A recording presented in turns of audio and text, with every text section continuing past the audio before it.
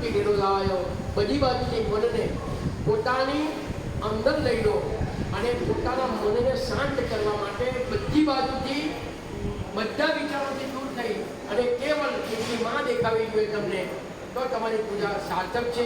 એક બે મિનિટ જ મંત્રો બોલીશ, વધારે નહીં બોલું. આંખો બંધ કરી સીધા બેસી માતાજીનું સ્મરણ કરો. ઓમ ભદ્રંગારણે વિહિશ્રેણુયા મહાદેવા ભદ્રમ પશ્યેમા ક્ષભિર્જગલ્લાહ શ્રીરૈરંગૈ શશુવા ભૂષસનું ભિર્વશેમહિ દિવ્યહિ